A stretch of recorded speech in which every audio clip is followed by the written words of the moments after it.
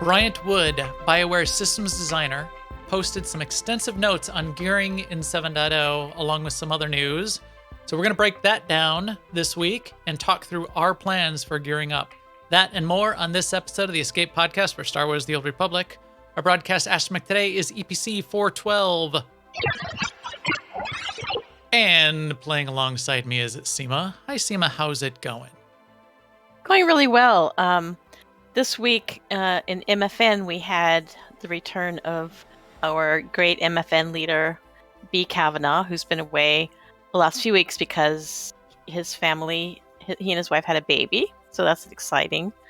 But it was so great to have him back. And while I'm thinking about it, I thought, I might give a little plug for our MFN, which is if you've been playing SWTOR for a while, but you've shied away from group content, this is a really easy in. You can come and join us. You don't need any experience. You don't have to know how to use Discord or anything like that. Just come and join in and we'll walk you through anything. We do, occasionally we do content, or sometimes we do content that requires you to be level 70, but not always. So yeah, just come and join us for MFN. That stands for Mandatory Fun Night. It doesn't mean attendance is mandatory, but having fun is. So good plug. That's MFN. Yeah, awesome. And then also Max and I just got done with our Ops Night, Lords of Light, LOL. And we went into vet mode TFB, which which is a fun thing to do. Like we both have the achievements for that, but it's fun. We haven't done it on this level, right? Because each tier they get re-leveled. And so we were working on Operator 9, which is a Tron kind of a fight, I think it's a great fight. I love that fight. So that was fun. Yeah. And then also just in SWTOR in general, I've been sort of recovering from Total Galactic War, because we actually did do quite a bit of effort on Total Galactic War last week. So I think Max has some comments to say about that. So I'll just kind of go past that. But yeah, so I've had a light SWTOR week, but yeah, I'm kind of starting to get excited about 7.0. Yeah. So that's where I am. Yeah, we're in a little bit of a final countdown. Yeah, we are 2 weeks, basically. Yeah, same thing. So two and a half weeks from next Tuesday. Yeah. At this point, I'm getting kind of excited too. I coasted through the holidays a little bit. We did have a big week with Total Galactic War. I'll save the details on it till we talk about that out in the guild and community section, because there's some really cool outcomes of us losing last week in a really nice way. So we'll get to that. But yeah, I did 1 million points a day of conquest myself personally, all throughout the week. So I came pretty close, because when I added all mine up, I was around 6 million or a little over 6 million for the week. So I just realized that is almost 1 million a day. With the things that we do, both with the guild and with how we've tuned our characters, and if the only thing that I'm doing more, which gets a ton of points that you're not doing, is Galactic Starfighter. So you probably put in more time than I did even. Yeah. And I expect to get fewer points because I just don't do GSF. Plenty of conquest, plenty of PTS time as well. Still checking in on the PTS. We're going to talk a lot about what's on the PTS and gearing in that post, and some guides that we've seen from other people. And then in other Star Wars news, I did see that there's a couple more Star Wars games that are in production that were announced. So we're going to be able to keep an eye on those. Star Wars Jedi Outcast, I noticed, was free on Steam right now. So I don't know why it's free. I think it's free actually for just a few more days. You have to have an Origin account and log in, but I think that was Jedi Outcast. Chat room, somebody check it and tell me which one it is. Fallen Order, Jedi Fallen Order. I think Jedi Fallen Order. That one is free on Steam right now. So a lot of good Star Wars content being produced. And some of my favorite Star Wars content, which now I am caught up on, is Boba Fett. Boba Fett, I'm caught up through episode 5, which came out this week. Those episodes on Wednesday keep getting me. I keep forgetting what day it comes out, and I'll get one behind or two behind because I didn't realize they were coming out on Wednesday. But I am really liking everything that's going on. And I know people are, pros and cons to some of the various parts of what's going on with Boba Fett. I would be happy to have a chat with anyone on what my thoughts are. There's some parts of it that some people aren't as fond of that I really am fond of. There's other parts of it that I think are just fine. I think it's going in a really good direction for where Star Wars content is at today in a really good way. So that is that. But let's dig into some news, some meaty news that's coming up this week. Now an Imperial News Network report. So first up, even though it was talked about the changes that we're in the middle of, the PTS is coming down. The PTS is going to be down on Friday the 28th. So at the time of this recording, it's just going to be down in 12 hours, if not sooner. It's probably down if you're not listening to this live. It's probably down already. Unfortunately, there were some things that they were even continuing to tweak that we're not going to get to see in the PTS, but that's just the 7.0 PTS. That is going away because 7.0 is now going to be coming live in 2.5 weeks. The 7.1 PTS, which is going to have some significant features in it as well.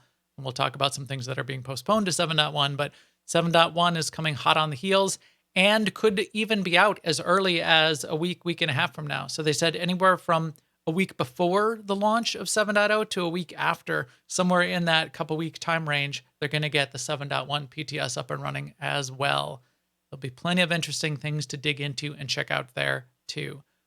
As soon as 7.0 launches, I'm sure we're all going to be very focused on that, not spending a lot of time on the PTS, but there will be things I'll want to check out and things that I hope everyone provides additional feedback on as well. And we also had another post about Kaizyken. Kaizyken was slated to not be fixed until 7.0, and then it was going to be fixed. I'm referring to the problem where Kaizyken is only selling one thing instead of his normal array of things. But now it's back to he won't be fixed until 7.0. Right. But what's kind of interesting about this post is Jackie also talked about how RNG protection is going to work. And basically, what RNG protection means in the case of Kaizyken is that when you go to click on the random item that he has, the item that will generate an item for you, they'll check your equipped gear and the gear in your inventory, and you won't get anything that you already have equipped or in your inventory. So that's pretty clear. What I don't know necessarily, me personally, is what they mean by inventory. If that includes your cargo hold and your legacy cargo hold. Right. Great. But I mean, you can't carry every piece of gear you ever don't want to get in your regular inventory. So like if you're trying to finish, all of those rare sets from, 6.x content, do I have to, every time I'm going to buy one of those crates off of Kaizyken, like load them all up into my inventory? Yeah. That would, we'll see. You're going to have to get that clarified, I think. But she did comment that if you start getting there's a particular piece, Taskmaster's chest guard. So there's one item that you'll get even if you already have it, and that's the Taskmaster's chest guard. And the reason for that is if you see that you start getting it all the time, that means you've already gotten all the equipment from Kaizyken's rare thing. So that's your cue. Yeah, I thought that was a little bit of a weird way to do that. Why couldn't they just give you a crate or credits? And you're not alone. But you're not alone. From many suggestions in this thread about how they could have done that. Yeah. Yeah. You're just gonna have to notice that you're getting duplicates of this weird thing. Because you could legitimately get it because you don't have it. And then get an Apex Predator piece next. And then the next time you get it, when it is a duplicate, that's when you're supposed to realize and remember that you got it at some point in the past. And I guess, okay. But what if you destroyed it when you got it because you don't need, or whatever? Okay, but that's how it works. Red message on the screen that says, you have all the things. Stop buying this. Yeah. Also, related to that bug that they were going to fix, which was going to get us Kaizyken fixed, was the guild perk schedule issue. What happened was they decided that they did want to fix that, so they were going to push out that fix, and then they realized pushing out that fix for the guild perk schedule, not resetting itself properly, that was going to take a full patch. They're not going to be putting any full patches in right now before 7.0. They will roll it into 7.0, so it's still going to be another 2.5 weeks until the guild perk patch goes in, the update and the fix goes in. And because that fix wasn't going in, the back end fix with a server restart, that's why they're also not fixing Kaizyken, because they're just not doing anything at all. They're just going to keep everything stable and sound and ready to go for 7.0, which is probably better at this point. Let's keep things on the track for 7.0. That's probably a good idea. And then last but also kind of least, Weapons and Outfitter is not going to be hitting the 7.0 launch, so it'll be around for 7.1. So there's going to be a delay on that. Did you say last, but also least? I don't think it's least at all. So two sides to this. Not to belittle the, there is some significant concern from people that are saying, hey, I paid a lot of money, you may potentially real world money to get some of these weapons, and I'm not going to be able to use them. Just for a little while, you're not going to be able to use them. For me though, I am going to whine and cry because look at my gun. Look at this gun show. You know how much I like these blasters that I got? Look at this. So Say goodbye to your glass blasters. Go ahead, Max. hit Z, Seema. Let me see what your laugh every time you pull those things out. Looks like a little Star Trek phaser. Yeah, mine are like crafty. you got there. You wouldn't see me coming. Yeah, no, you got a little concealed carry going on there. Whereas me, these bad boys, you see them coming a mile away, and they got flames coming out the end. But yeah, I'm gonna be looking like Seema here pretty soon. In fact, I think I have them in my inventory. I think I have Seema's in my inventory, and I refuse to equip them. Yeah, I do. I refuse to equip them, and I went back to my 306 gear rather than these 318 blasters. So this is what I'm gonna look like. And I'm going to whine and cry until 7.1 comes out when I can get my real guns back in the outfitter. Look at that. That looks ridiculous. That is wrong. Well, All right. I mean, you looking ridiculous, I will just never argue with. So I feel for you. That looks ridiculous. And my weapons look ridiculous. Yeah, I get it. I see I'm smelling what you're cooking there, Seema. Max looks ridiculous. Oh, but one other thought that I had when I was reading this post about so if this system can check your inventory and what you've equipped, clearly they can do that. Oh, you just set yourselves up for a big can of whoop ass that Seema's about to open up on you, BioWare. You mean you can tell what's in my inventory and in my storage? You have some mechanism to be able to understand what's in there, and you can't tell me? I can't have some sort of search to ask that question of my own inventory? Exactly. No, sorry, I think it's the user interface part. It just makes it impossible. They have to do a linked list and walk through every single item every single time. They're not actually doing an indexed search, so that's the difference. Let's see, guild and community news. So we did want to talk about a couple things here. I'll kick it off just by reminding everybody that monthly epic guild activity. So this is our monthly guild event run by Marcus, who runs the Working Class Nerds podcast, one of our officers. Marcus is going to be running the first mega of 2022 this coming Saturday. So 28th, 29th, the 29th. So again, by the time you hear this, it may be today. There's a Right. Saturday, the 29th. He's going to be getting everyone who'd like to on Starforge to go after a bunch of world bosses, do a That's sort of right. like a world boss No kill night. requirements other than you probably should have your ship. Please have a guild ship. And when we ask if you have a guild ship, no, if you have a guild ship. No, personal personal ship, not a guild ship. Yeah, Yeah. personal ship. Yeah. Because we're going to summon. We'll summon you right to those world bosses. We'll pull people around, or we'll fly our guild ship around, but you got to be able to get to those places. But that's going to be a blast. And that is the first of the year. and the last before 7.0. So new interesting things will happen in the 7.0 timeframe next month. So we'll see what that looks like. Also, one of our ops team, SUP, Sith of Unlimited Power, they meet on Wednesday nights at 9 p.m. Eastern. They are looking for a full-time DPS, no experience necessary. So if you have been wanting to get into a regular ops team, this is a great opportunity for that. And I believe they're Imperial side, Wednesday nights, 9 p.m. Yes. Eastern. Melung Yes. is the officer that you'll want to contact, or just say hi in Or Discord and or ask about it. Albus. Or Or Albus, Albus. right. And then I did want to do a little bit of a discussion of what went on with Conquest. We invaded a planet that started with the letter O.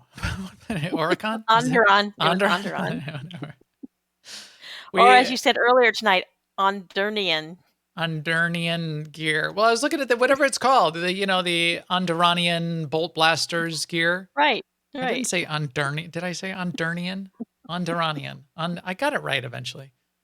Anyway, Eventually. Onderon. We invaded Onderon. Another guild. So we were on the Republic side. We invaded Onderon. An Imperial guild named Crimson Guard also invaded Onderon. And we were head to head with Crimson Guard. And early in the week, we would pull ahead and they would pull ahead and we would pull ahead and they would pull ahead. And we were going pretty strong the first half of the week, especially. We were a few million ahead every day. By the weekend, we sort of all came together on Saturday. And by Sunday, they hit the gas. And they did. They got 6 million ahead by the end of Sunday, and by the end of Monday, they were 12 million ahead. Both of our guilds were over 100 million conquest points each. It was a spectacular fight. Yeah, it was a spectacular competition. We came in second, but we had so much fun. We weren't salty about it at all. It was 100 cool. million points is a high point for us. Yeah, post crafting. Right. Once they took away those crafting points, this is the most our points our guild ever got.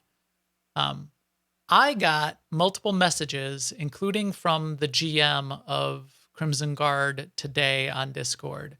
So SRED, S-R-E-D, the GM of both they have a Republic side and an Imperial side, but Imperial Crimson Guard Guildmaster sent me a message and said, hey, you guys pushed us. It was a great challenge. We really had a lot of fun.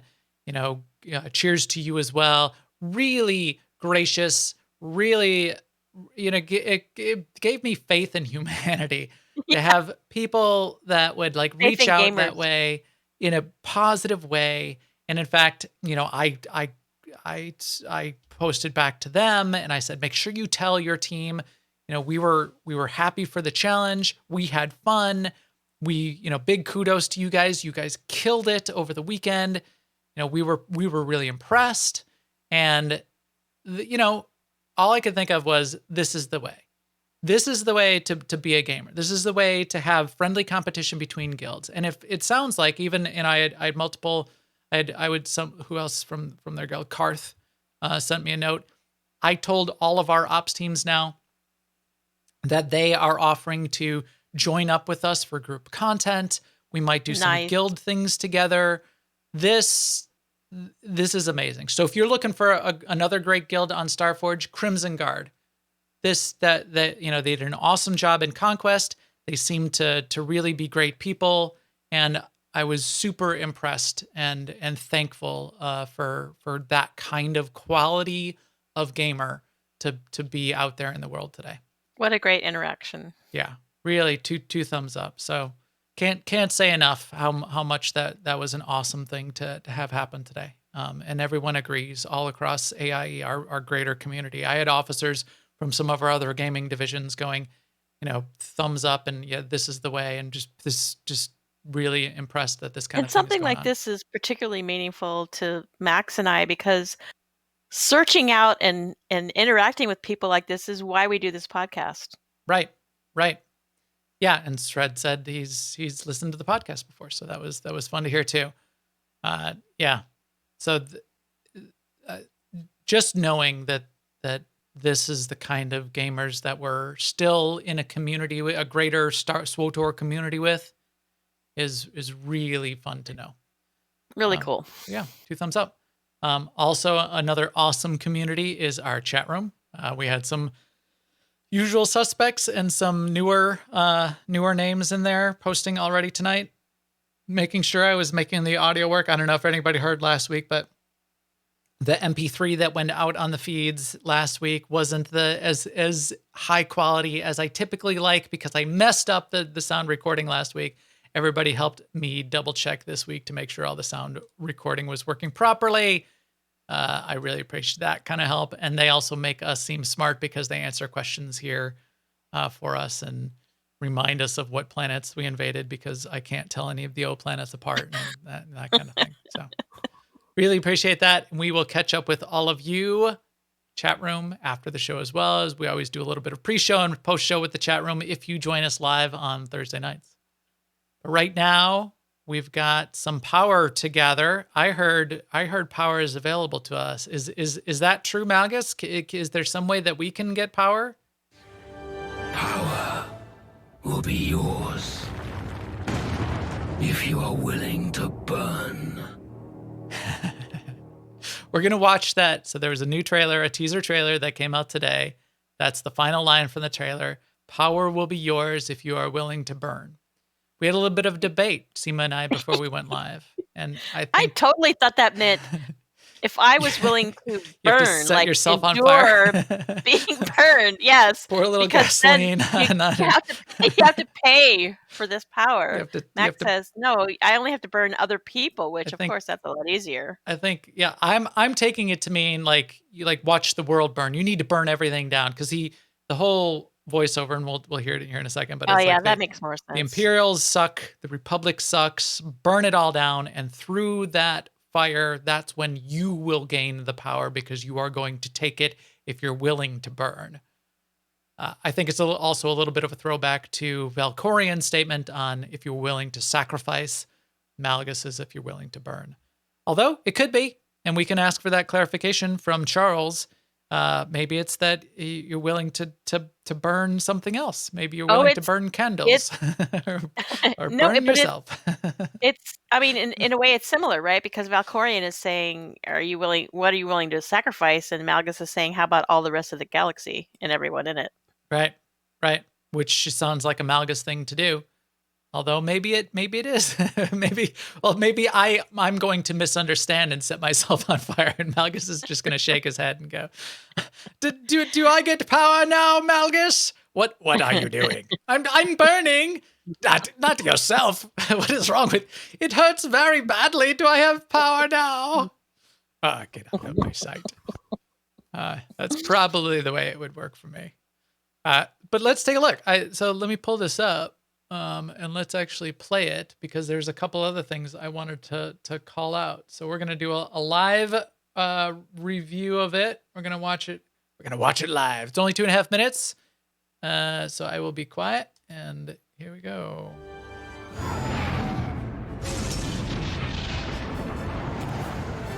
The Jedi will tell you that to seek power is to embrace darkness. The Empire will tell you that power is a reward for deception. Dishonorable tyrants, councils of fools. They want you to believe that this war means something. But the friends you save and the enemies you slaughter will achieve nothing.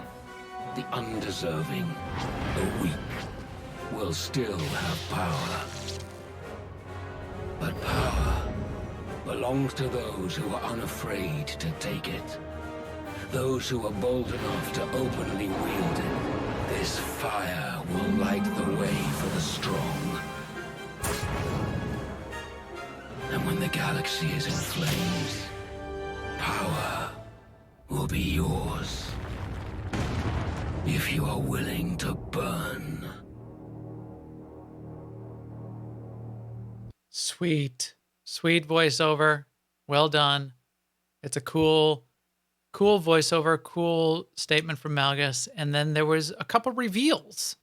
So I wanted to call out those reveals. That's why I wanted to play it live so everybody could see it while we're talking about it and then talk about the couple reveals. So I still like Malgus's approach. I like how he wants to, he's not part of the Empire or the Republic, and power belongs to those who are unafraid to take it. That's always been what Malgus's viewpoint is. is that you need to seize power, and the fire is going to light the way for the strong. And when the galaxy's in flames, power will be yours if you are willing to burn. So I think if you're willing to burn, as you say, Seema, burn down the galaxies. Some men just want to watch the world burn. So that is cool. Now, what did we see in there? So I know you saw it as well. We saw views of Manan. So even I think we saw a view of the planet from space. I'm gonna mute it here just as we're playing. So we saw a view of Manan definitely from space, and a view of Manan on the surface of the planet. We saw a couple of views of Elam, certainly.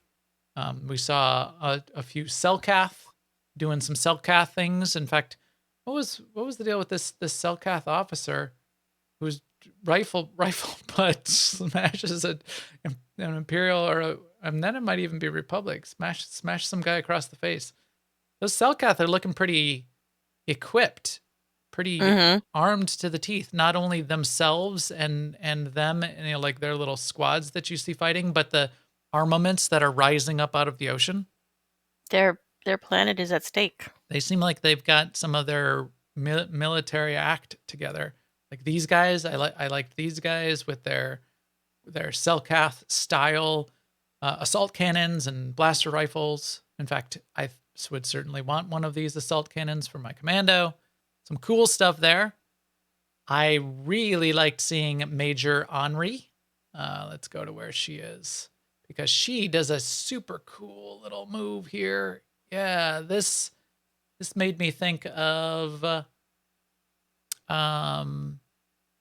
Rogue One. I think this was Rogue One where we saw this. Was this Rogue One or was this Last Jedi, where in the trailers we saw the X-Wing fighters that were zipping along the surface of the water?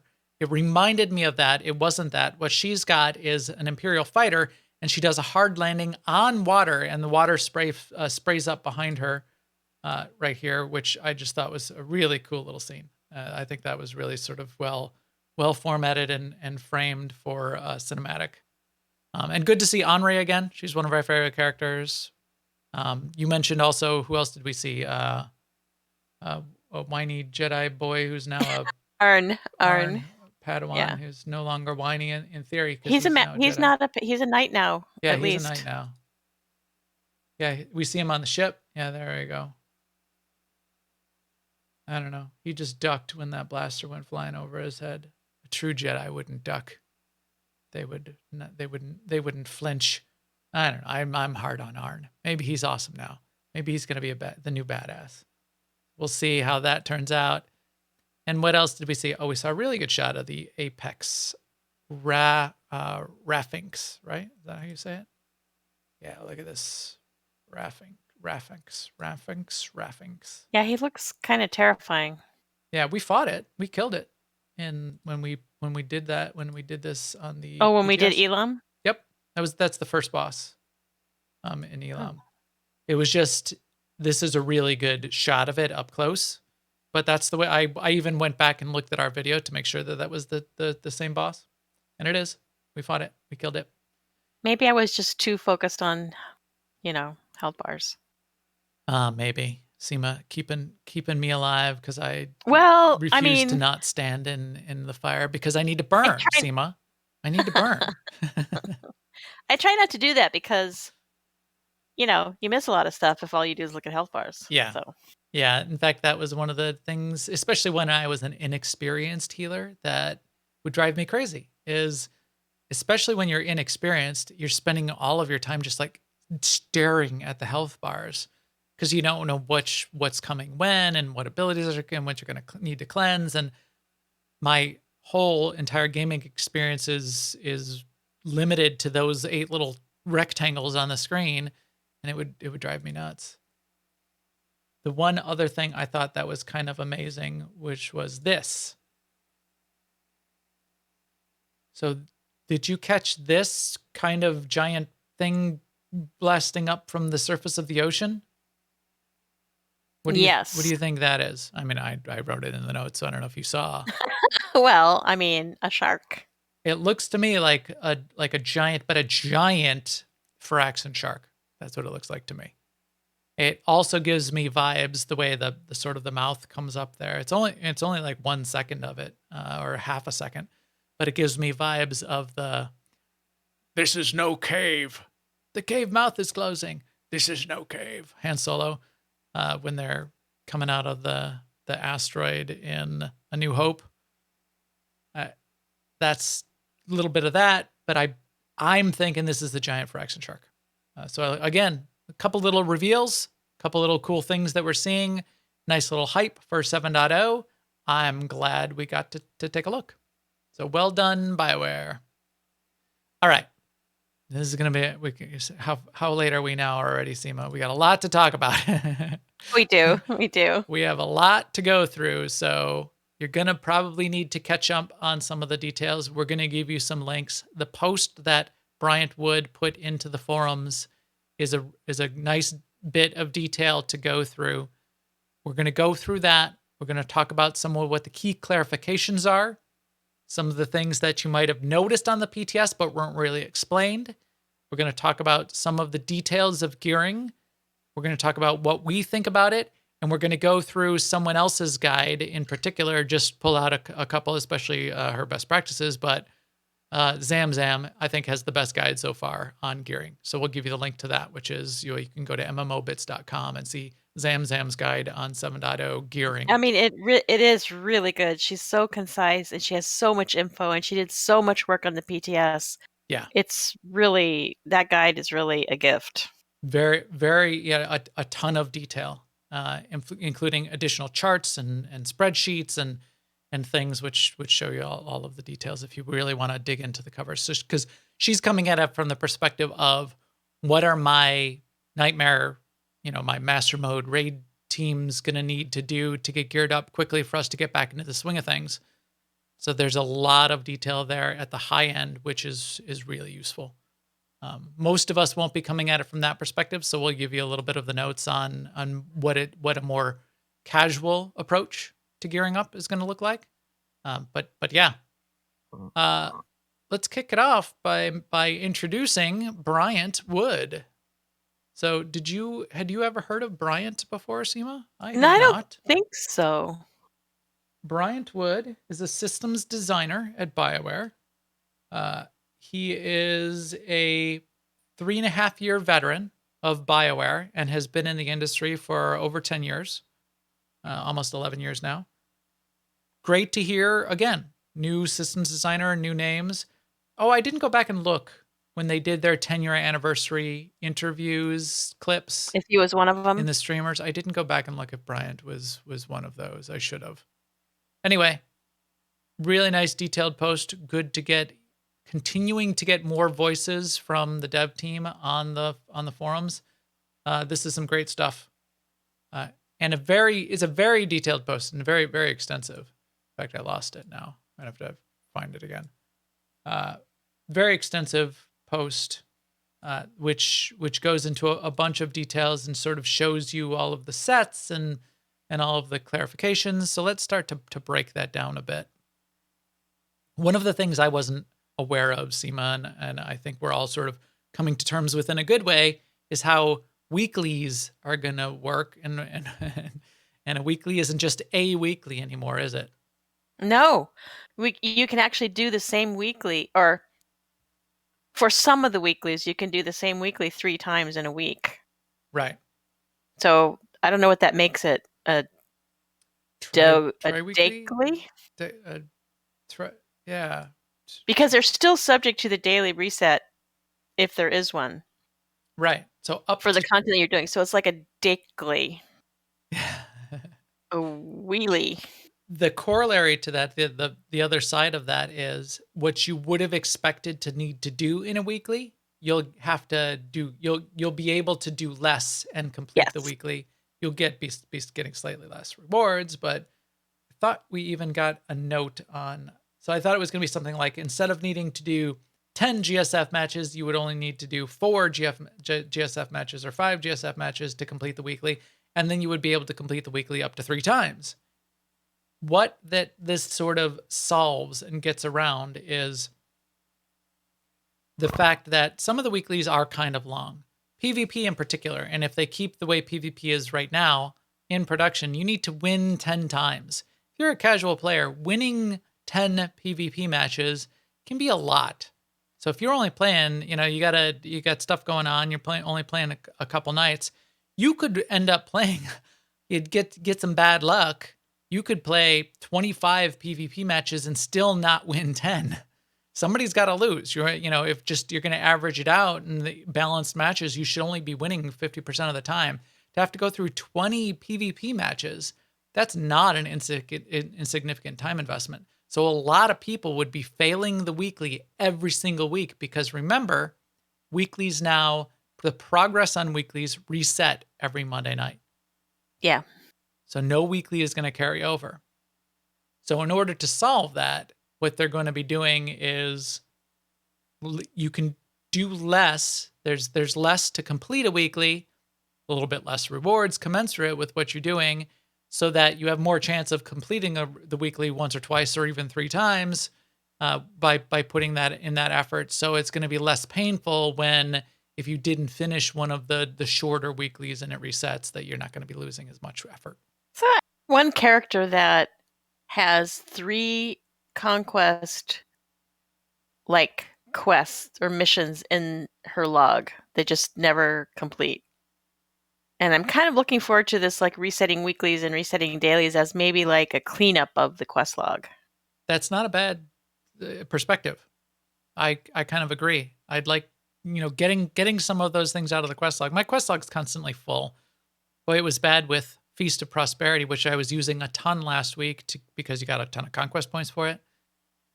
Boy, you fill it up with the 4 weeklies and then the 4 dailies to go with it. You've got 8 missions that you're throwing in there at a minimum, because there's even a easy mode and hard modes.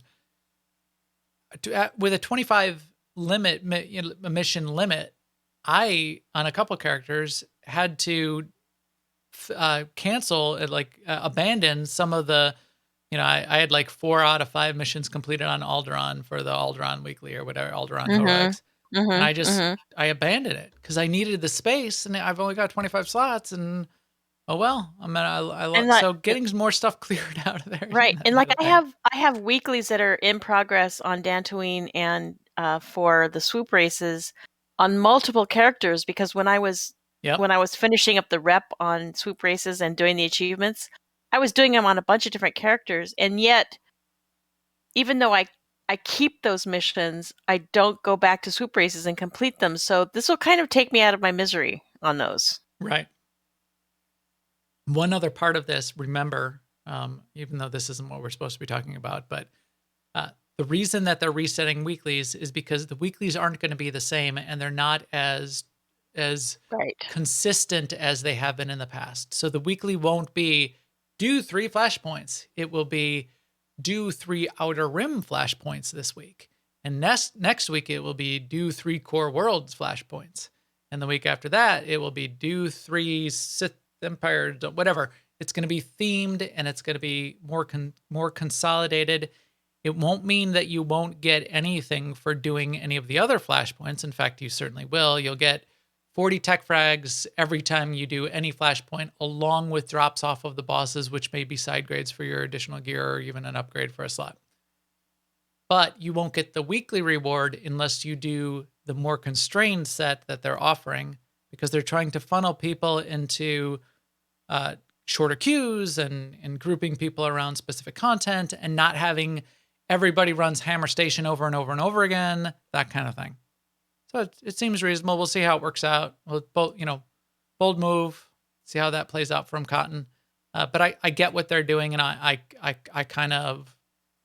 don't see a big hole in that approach, other than the fact that some people may be disappointed when weeklies do reset and they wish that they could have kept it over.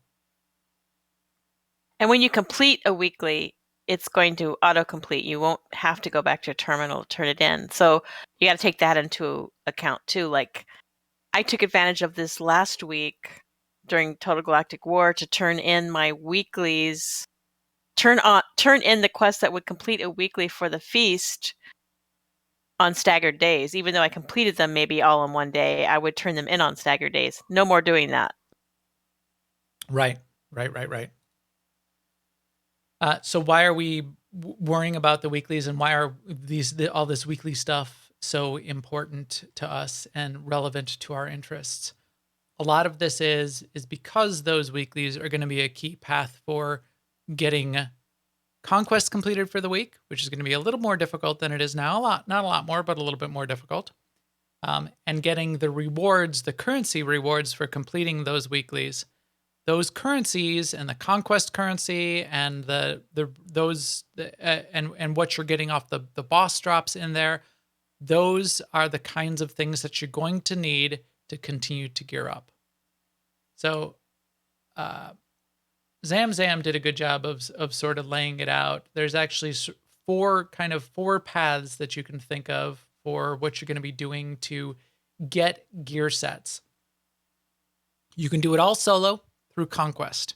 So getting conquest completed, doing the weeklies, doing even the solo weeklies with heroics. That is a way to get gears, and that's how you'll get the noble Decurion set. In fact, I'm on the fleet right now. I've completed conquest. I can go over to this vendor around the corner, and we can see the noble Decurion gear set, which is the 320 gear set that I could buy right now off of Kalatane here on the fleet. Noble Decurion Bolt Blaster. So here's all the Bolt Blaster set. We'll explain the difference between the sets in just a second too, but relatively cheap. 15 of the Medals of Commendation, and you get 200 for completing the Conquest Weekly. So you can get pretty much a full set for completing the Conquest Weekly once you hit level 80. And we'll come back to that as well, why that's important. But that's one path. A second path is Flashpoints. Flashpoints has the Elite and Supreme Decurion sets. That set has 2 tiers that you can get through Flashpoints, drops off of bosses, currency coming off of the completing the weeklies for those Flashpoints, and then upgrading pieces off of the Flashpoint vendor on the fleet once you have those currencies and a piece to upgrade. Third type of path is operations. Do you remember these names, Seema? From the old days? Us old timers remember these sets. Taiwanese, Kolomi, and Rakata. I still have some of the original Taiwanese, Kolomi, and Rakata sets, I think on my Vanguard in particular. But these were the old school names. Yeah, I might on my Sage. The old school tier gear back in the SWTOR 1.0, 2.0 days. So that's cool. This is going to come from running operations, getting pieces, completing operation weeklies, and doing higher tiers of operations, because you won't be able to get Rakata without doing master mode operations, which is where that's going to come from. And then the fourth place is PvP and GSF, and that's the Theresian set. So what you're going to be doing to get gear is, as you do any of these paths, if you get a piece and you want to upgrade it, you're going to need the currency, and you're going to need to go to the vendor that corresponds to where that piece came from. If you have a piece of Kolomi, you can't go do PvP and get the right currency to upgrade your Kolomi piece to Rakata. You need to be doing other operations to upgrade that piece. But those pieces are going to be in a particular slot. So maybe you're going to have Kolomi boots. That doesn't mean you might not have Elite Decurion or Supreme Decurion headpiece. The set bonus doesn't come on the gear anymore, so you will likely, for us casual players, be mixing and matching for a while. Yeah, right. Which is fine. The other kind of set that you're going to need to think about, if you think of, say you're just let's limit it to Conquest. I'm going to get Noble Decurion gear set. I'm going to get these Medals of Commendation. There are 10 of the core gear sets, and they're the same names of what we've been dealing with for a while now. So when you open up a crate, a gear crate, a conquest crate, these gold ones. Do I have any here on the PTS? Yeah, here. A large conquest equipment crate. If I open that up, I will most likely get an Onderanian boots out of it. But it'll be because I'm on my mercenary, I will be getting an Onderanian Bolt Blaster boots. Bolt Blaster is the DPS version of. DPS, yeah, the DPS set, quote unquote set. No set bonus. You don't need to worry about those. Those come off the legendary implants. We'll talk about those in a second. But Bolt Blaster has the right stat mix in theory, the right stat mix. But the stat mix and focus on DPS and so it doesn't have like defense on it, which is a tanking stat. Doesn't have like the extra alacrity, which is what heal needs. It should have 110% accuracy, which is what a DPS needs. So Bolt Blaster is what's focused as the kind of thing I should need for my troopers or my bounty hunter for DPS. There's 10 of those sets. One of the things that Bryant offered up, which I thought was interesting, and give me your thoughts on this, Seema, which I was a little concerned about, was, well, what if, and BioWare has kind of done this in the past, what if they give me, they stack a whole bunch of extra accuracy, my Bolt Blaster set, I get the Noble Decurion, just the straight up Decurion Bolt Blaster set, and it's got way too much accuracy on it. That's going to be annoying. That's going to annoy me because I only need 110% accuracy to not miss any of my shots. Anything more than that is a waste.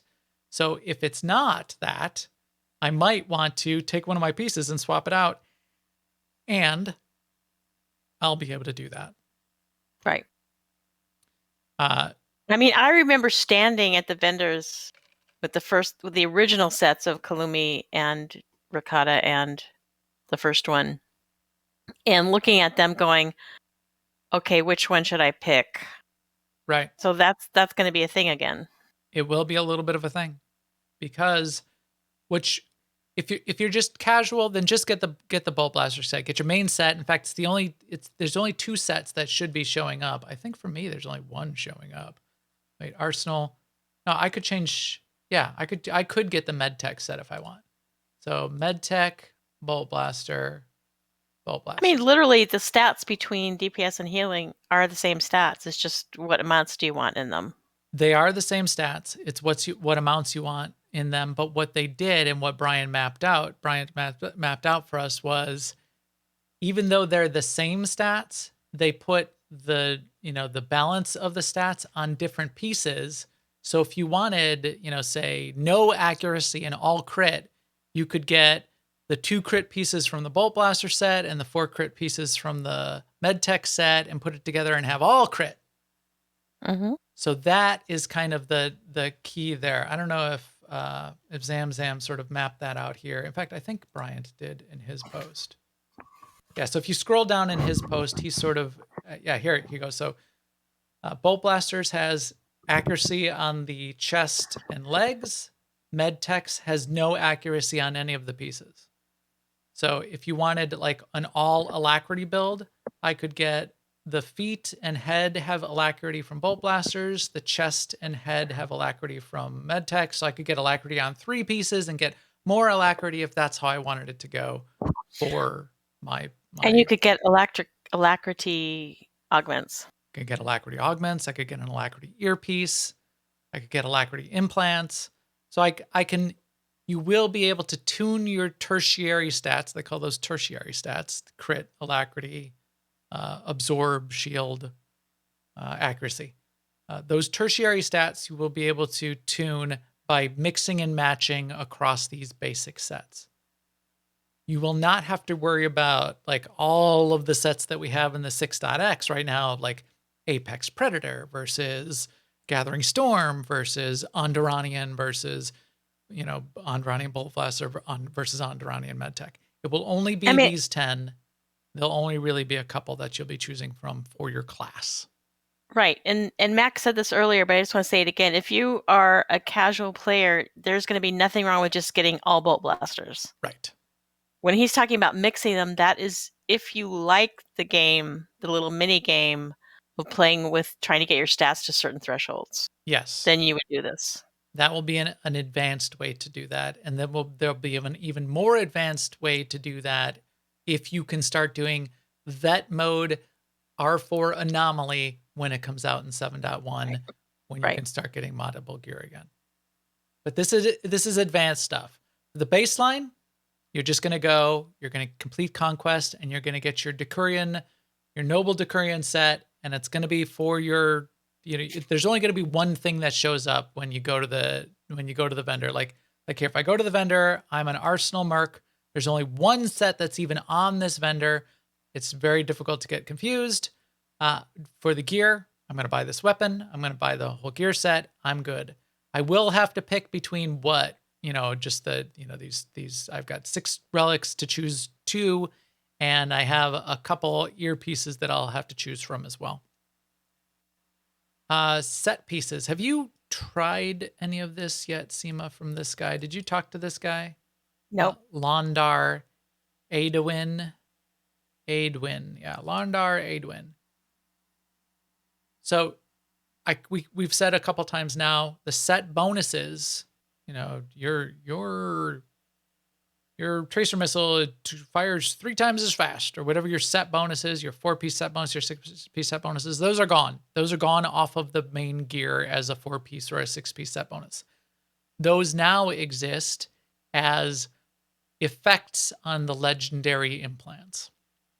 This guy Londar on the fleet over here in the supplies section by the vendors, once you hit 80, he will light up and he will say, hey, come here, come talk to me. And he will give you this mission called Technological Advancements. And what Technological Advancements does is it starts you on a little bit of a mission path that's going to unlock him as a vendor to be able to buy the legendary implants that have those set bonuses that you're going to want now in the future. So once you hit 80, you're going to try to wait to complete conquest until you hit 80. We'll go through this again in a second, and Zam has a really good summary of the tips. But you're going to try to get your Noble Decurion set, and so you get now a full set of 320 armor. Then you're going to go talk to this guy, and you're going to start collecting the activity points to get your 100 activity points to open him as a vendor. How do you get activity points? Well, he's got a whole list of stuff here. Really, if you do basically 1 to 2 weeks worth of conquest kind of stuff, some GSF or PvP or Flashpoints or operations, or even just completing conquest 3 times alone and doing anything that completes conquest, you'll get to 100 points. That unlocks him as a vendor, and then you can start buying your implants. So you'll probably buy your earpiece off of the main vendors, or even maybe get it as a drop in an operation. But your implants you're going to buy from this guy because you're going to want those set bonus implants. Tacticals will still come from Kaizyken. Tacticals will still, or as drops. Tacticals are one of the things that cost tech frags. And these implants right here cost tech frags. One of the few things, those are the two people in the game that will you will use tech frags on. Londar and Kaizyken. Kaizyken was mostly for tacticals, and if you want any of the 6.x gear sets for fun. Londar for your legendary implants, 6,500 tech frags per implant. Our limit is what, 11,000, Seema? Mm-hmm. When does it start complaining at us?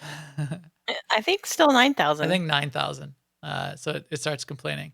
So there's been a debate, and what did we say on Tuesday? So I gave conflicting. I think I said both things. I've heard it both ways. Yes. So why don't you tell me your theory on what people should be doing right now before 7.0 with their tech frags? We give all the advice. So right now, I think in these 2 weeks leading up to here's what I'm going to do. Is I'm going to continue to turn in my tech fragments and turn them into OEMs and RPMs and sell those. Well, I'm kind of behind on selling them, but selling them because credits are worth something. But I am going to go into probably 7.0 with 10 or 11,000 tech fragments. So for my play style, I usually end up with 10,000 tech fragments 1.5 to 2 times a week. If you get to 10,000 tech fragments only like once a month or so because of how you play, then I would say depending on how many credits you have now, it's still worth it to sell them and get 70 or 80 million credits, right? If your big concern is gear, then save 11,000 of them going into 7.0 so that Right. you can buy stuff. You can buy stuff initially, but even then, still don't buy anything until you're level 80. Right. Get to level 80, unlock this guy, spend your 6,500. So now you can be getting more. If you're at 11,000 tech frags, you're gonna be wasting some tech frags Right, as right. you go along the way. But Like, so not maybe that aim many for would like you? 9,000 or Yeah, something. nine. I think 9,000 would be a fine amount because that's the exact amount that it starts to whine and complain at you every time you get tech frags because you're getting Right. closer and closer to So the limit. So it's a really that'll fun make your life worth living. place to be. So then every time you loot tech frags, it will whine and complain at you that you're getting close to the limit. That is awesome. So yeah, so you're gonna do your things. You're gonna get these sets. As you get into it, it's gonna be easier than it sounds. There's gear that's still gonna be dropping off of flashpoints and operations bosses. In fact, they've changed it so as 7.0 releases, something will always drop off the bosses. The way that gear drops now will not be focused on what your overall average item rating is across your character. It will instead look at all your gear slots and find one of those gear slots that it wants to give you a corresponding item for and give you an item around that gear score for that slot. So if I've got, say, items here from 318 to 326, I could get a 318 or a 326 item. You will not be getting upgrades above what's possible in a flashpoint. So flashpoints only go up to 326, I think. So don't be expecting to get 330 gear because all of your gear pieces are 326. So some of the stuff might be side grades, but there's also currency that can drop from those bosses. And then there's the main upgrade currency that you get from the weeklies. But remember, the gear tiers do require you to be doing hardware content to get the top gear in the game in the 7.0 world. You will not be getting the 332 or 334 or whatever the number is without doing master mode operations But that's or okay. ranked PvP. It's okay, though. Right. You'll be okay. It's okay. It's okay because you won't need it either. Right. You'll be able to do whatever you need to do. The people who need that gear are the ones that are doing the master mode content. Operations. You will still want the gear upgrades in general. Like once you first get in and you've got to say your full set of 320 and you go in and do an operation, it'll probably be a story mode operation. It'll probably be a little bit uncomfortable. And I confirmed, I went in. There's no bolster up to 326 or something in the operations. Your gear, your stat number is your stat number when you go back into operations these in the new world. So there's still incentive to get a little gear if you want to like get into hard mode operations. Well, you're going to want to upgrade your gear, which is a good thing. That creates a game loop for us. That's something we want to go after. So I'm looking forward to that. I'm looking forward to a reason to get gear because right now in the game I have full 306. But we're doing some hard modes now, but in the weeks that we're not doing hard modes, there's no reason at all to even have more than about 270 gear. If you're just doing story mode content and and like open world bosses, 270 gear is plenty for everything in the game. The exception is basically accuracy. Right. You still want your accuracy to be 110. And there might be exceptions for tanks. I don't know anything about tanking. Nah, not really. Okay. We've tanked naked, remember? But it didn't work that well, remember? It did not work that well. But I tanked like all of Eternity Fall naked once, so that's a thing. Yeah, it is. So interesting stuff. Let's get into a little bit of the tips.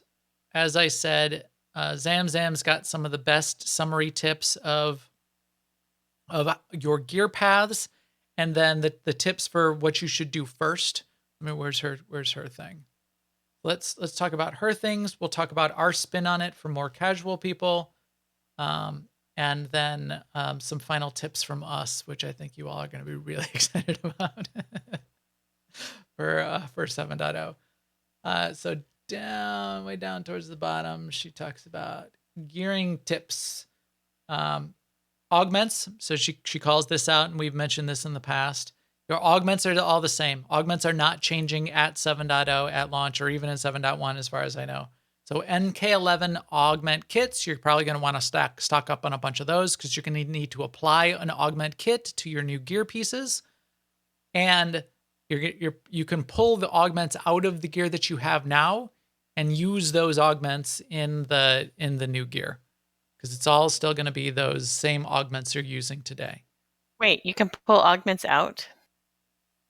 Yeah, you can, right? Yeah. Now you got me doubting myself. I know. I'm doubting it too. It's not like gyms where they get destroyed. No, here's my augment. Bang. I mean, yes, you got to pay 30,000 credits to pull this. okay.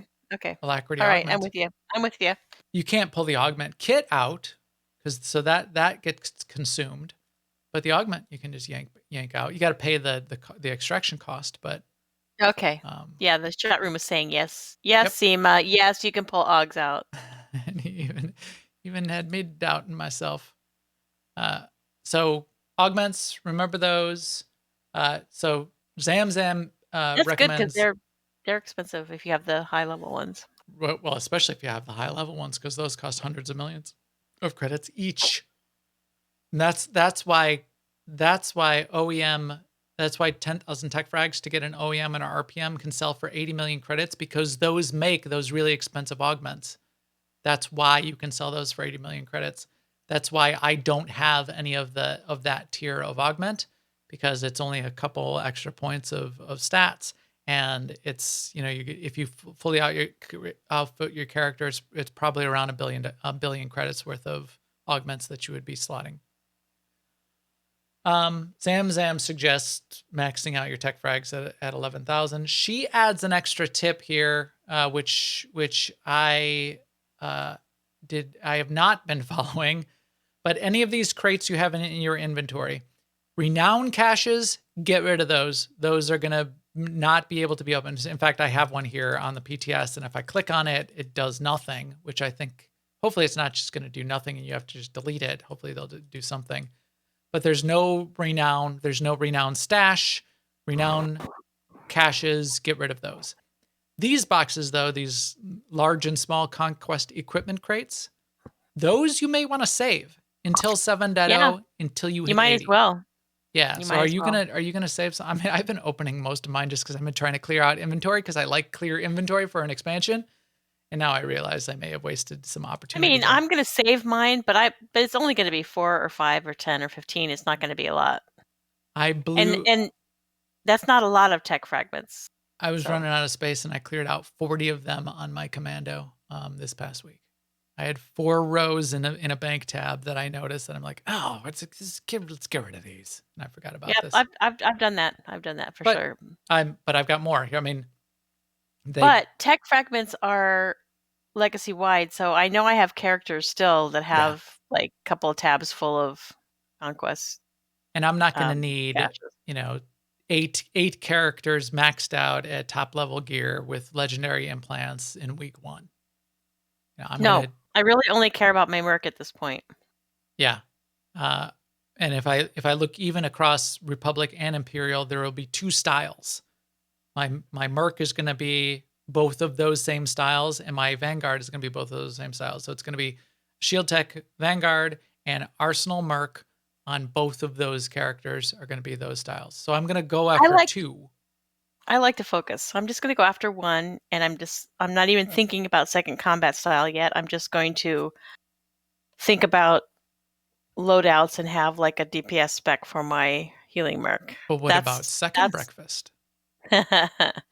That's my goal right now. And then once I get that sort of under my belt, then I'll think about what I want my second combat style to be.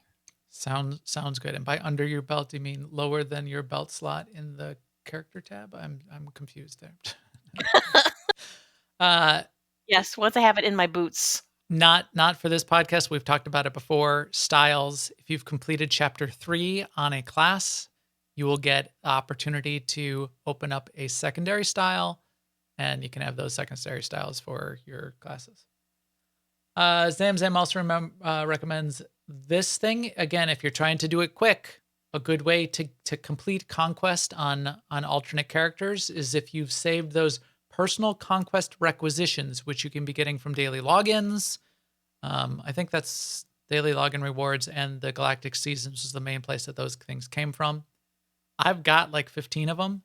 I don't tend to use them. In fact, we bank them and save them for maybe pulling out a Hail Mary on a Total Galactic War, which we almost would have done if we were within a couple million on Monday morning. We could have popped enough of us had tokens where we could have done in the last 15 minutes of Conquest on Monday morning at 6:45 a.m. We could have popped all of our tokens and won, but we did not do that. And we saved them all because we were 12 million Conquest points behind at that point. Yeah. And I'm probably not going to do this. I don't mind taking a few weeks to start gearing up my characters. We're not going to be running vet mode content, at the end of week 1 of 7.0. So, Well, are we talking about what we're planning to do? so let me finish these 3 bullets, and then I will ask you. Okay. Yeah, so that's Okay. good. Yeah. So, and then she says the general stuff, which is like make sure your character story is up to date, renowned crates, join a guild, have XP boosts, those kinds of things. And then she says what she's gonna do. You tell me what you're gonna do, Seema. So, yeah. So right now my plan, and I might change this as we actually start to see how things work. But right now my plan is to log in nobody but my merc on day 1 or day 2 Okay. if day 1 isn't good for whatever reason. Oh, it will be. And- It'll be perfectly fine. In fact, we've got a tipper on that. We'll talk about this. Right. And I'm going to play the story and level her to 80. That's all I'm going to think about at first. And I'm going to take Zamzam's advice and try to avoid hitting Conquest. Yeah. Until I get to 80. I'm not going to stress over it, though. If I hit Conquest, okay, whatever. Then it'll just take me an extra week to get that set of 320 gear, but that's no big deal. So that's my plan. Focus on my merc and story and getting to 80. I like it. And I think that's a great way to go. I, as well, I'm going to focus on story. I want to see what's up. I want to hear from Malgus. I want to visit the world, see Manon. And I will, as you said, try not to hit Conquest before I hit level 80. I expect to hit level 80 relatively soon, even just doing the story. But I won't be doing extra stuff like, a bunch of GSF, because you're going to be getting a bunch of conquest points for doing that kind of thing. You're going to need to be careful. So I will try to just do the story, just progress normally, not do a bunch of flashpoints and GSF and PvP, because that will hit conquest early. Enjoy the story, enjoy playing my character, enjoy hanging out with Malgus and burning, learning what it means to burn. And then once I hit 80, I will go get I'll complete Conquest. I'll get the 320 set and unlock the points mission for, in fact, first, even before you hit Conquest, first talk to this guy, hit 80, then you need to go talk to Londar.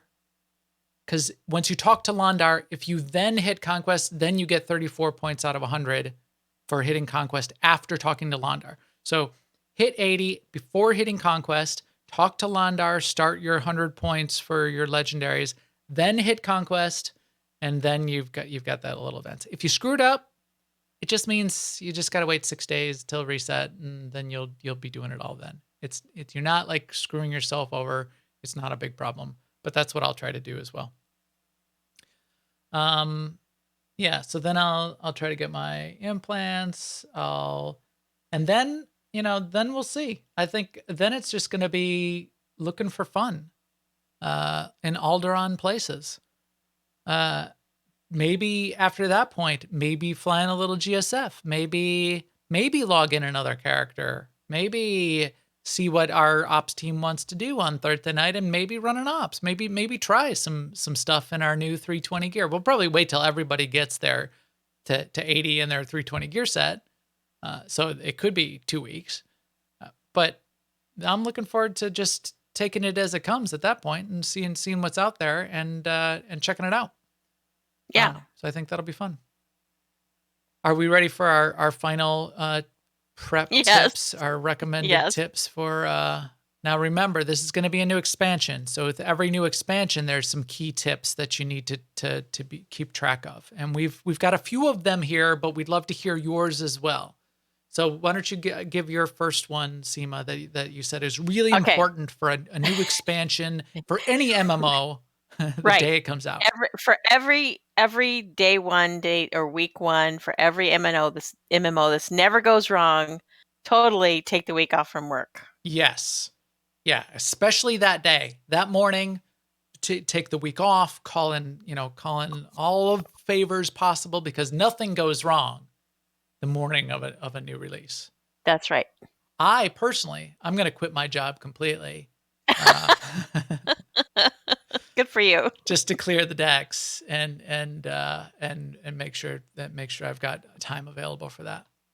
I had bullet number 2, which I think everybody should really think hard about, which is so that's February 15th is the release. So the morning of February 14th, stop drinking water or all fluids because you don't want those pesky fluids building up in your system because you're going to want that uninterrupted quality launch time starting the morning of the 15th. So, just stay away from all water, maybe even food as well. That's probably a good idea. Pro tips here, people. I mean, I see Forrester has a good one. Draft your Rage forum post the night before so you don't have to take time off from playing. Right. Yeah. Get proactively talk about, get those forum posts ready to copy and paste, and the hot takes to Twitter, get those queued up the night before. That's appropriate as well. So Bo Froley has a good idea too. Get as little sleep as possible. Yeah. Make sure you pull all-nighter before. Yeah, because you should still be thinking about what you're gonna do and rehashing it in your mind all night so you're ready to hit the ground running. That's a really good plan as well. I said make sure you buy a spare NVIDIA 3090 graphics card or 2. Just have them lined up as hot standby. Yes. Because you wouldn't want your graphics card to burn out and then be down playtime. So get 2 or 3 of those stacked up on your desk. Just as we all should. I think that's a really good one, a really good tip. I mean, I think as general, don't have any healthy food anywhere near you. Just have all junk food. No, yeah, because I mean, too much fiber can make you regular, and then again, break time. You don't want that. You're not going to want that. So just junk food and cheese, and nothing to drink to sustain you. I think that's really good. Yes. Do your best. Cheese and no liquids. Caffeine. Just pound that Red Bull.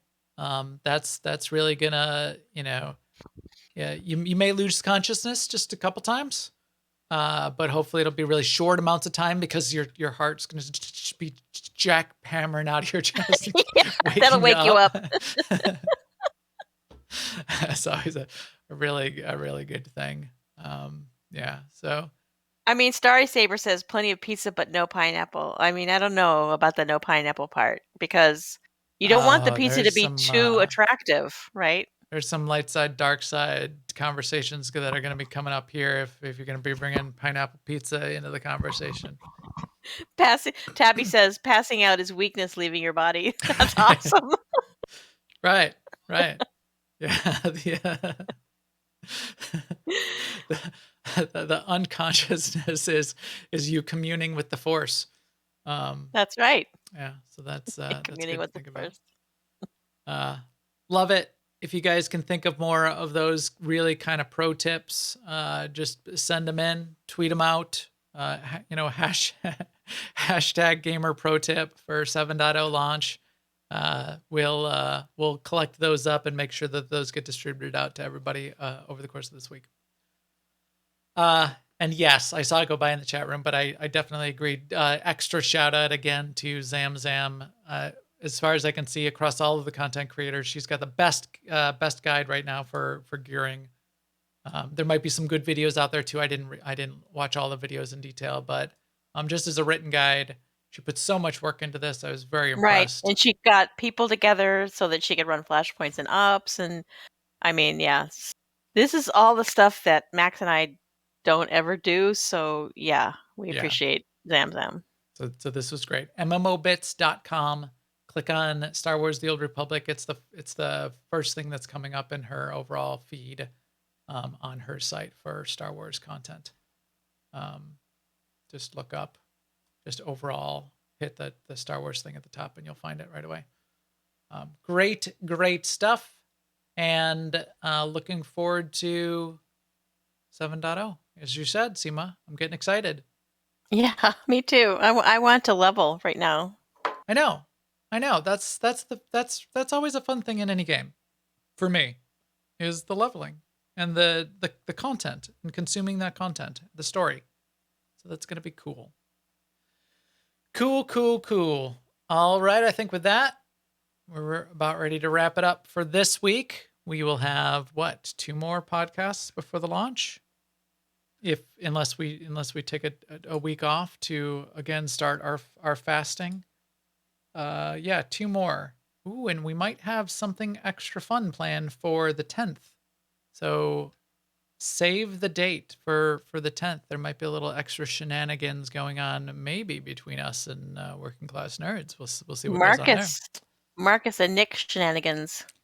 But right now, our EPC 412 droid is ready to get kicked out on airlock to broadcast this episode out to everybody out there. For podcast links, follow me on Twitter at MaxTheGray and follow both Seema and I in our guild Discord. You can find our guild Discord by going to aie-guild.org and looking at the link in the upper right. That's our greater AIE gaming community website. That'll get you on Discord. We're on Starforge. We've got guilds on both the Republic and the Imperial side. Anyone's welcome to play with us on our Tuesday night mandatory fun nights. You don't have to be in our guild. If you have a character on Starforge that can join in whatever we do, come and play with us. Glad to have you come and play. Just spin up a low-level character that's got a class ship, and you can come do the world bosses with us on Saturday night. That's awesome. And if you want to play any of the other games that our community is playing, in fact, we're getting, I think about 20 people are getting warmed up for Lost Ark. That's going to be coming up in a couple weeks. There'll be some shenanigans going on there. All the games. We've got tons of stuff going on. Come join. And with that, we will talk to you soon. Later, everyone.